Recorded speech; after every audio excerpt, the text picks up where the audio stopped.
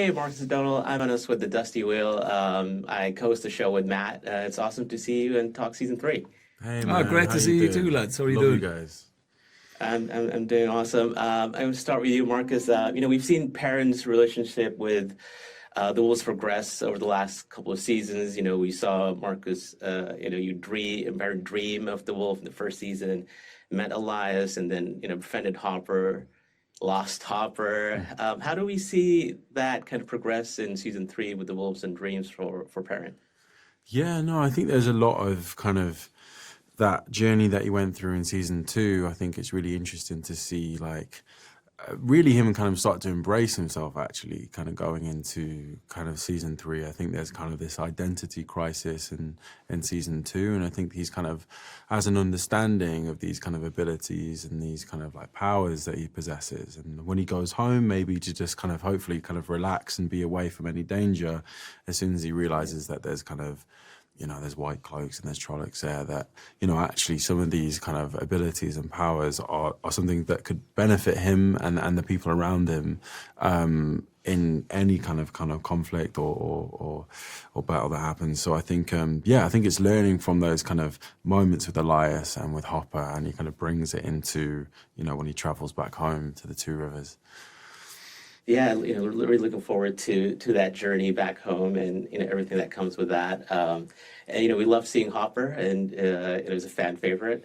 Donald, Matt's been through the ringer the last couple of seasons. Effects of the dagger, held captive by Leandra, and that disturbing tea time with the Shamael. But his luck's on the rise, right? He's a horn sounder. Stood with the Heroes of the Horn, fought with them. How will we see Matt's luck continue to play a role in season three now? Yeah, I think things are looking up for him in a large way because, like you say, he has been through the ringer and he has like been navigating a lot of his own kind of like internal struggles of like forgiveness and redemption, and like I think one of the qualities that he really like values within himself as being a good friend, and like that kind of went out the window at the end of season one, and you have to kind of Right. make amends with that. So but I think how his look is changing is like, I think it's kind of a chicken and the egg thing, and like, is his look changing because that is the effect of the pattern, or is it that he's had this change at the end of season two, which makes him feel differently about himself and maybe his place in the world and what like he can expect from himself and others expect from him. That with that comes like a new confidence, and that the way that you see the world in that kind of a new mindset. I think you just kind of go into things with a more kind of open-hearted or optimistic kind of Right. outlook, and does that bring luck to you as well? I think these are just kind of just themes of the Wheel of Time as well.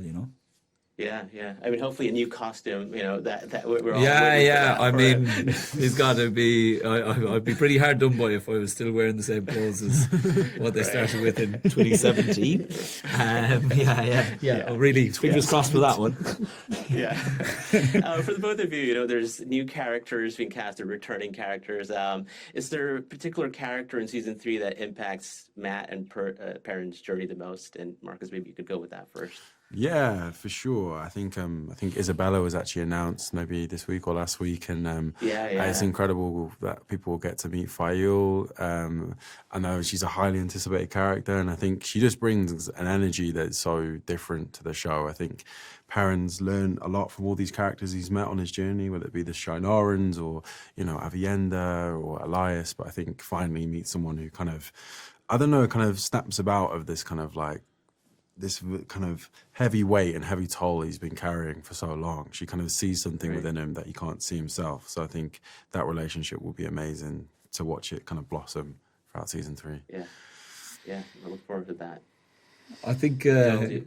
for me, like characters that I interact with in this season that have a big impact on Matt would be. I don't think it's any spoilers. Like I Matt is spends a good bit of time with Nynaeve, and I think that that dynamic is a new thing. I think, you know, we very kind of rarely see the context of these five friends together, and we get a bit of that before, like they all have to part ways and it's a bit of a calm before the storm. But seeing how these people interact with each other in their own kind of, you know, cross sections of relationships, you know, what is Matt and Nynaeve's friendship like in isolation, or Matt and Elaine, or, you know, and that we don't see that explored, you know, very very often, or we kind of asking those questions. So I think that's you know, Nynaeve becomes a pivotal role for person in Matt's life, and I have scenes with Kai Alexander, and like that's brilliant because I've always kind of enjoyed those days on set, and like Kai is just kind of like a phenomenal, like, you know, doing the scenes with her is like playing tennis, because she's like, she just keeps throwing new stuff at you, and I really enjoy those days on set. So yeah, I With think Mini Min Min, right? In season 2. Yeah. exactly, That was yeah, awesome. Min. Yeah. Yeah. I think that's kind of my time here. It's awesome to see you. We're really looking forward to season 3, and you know, it'll be awesome to finally see it. Amazing, Thank you man. very Thanks so much. Thanks for And all you do. Yeah. thanks for all your work, man. All right. Thank Take you care. so much. Yeah. Bye-bye. Good night from the dusty wheel. Like we say around here, smash to black.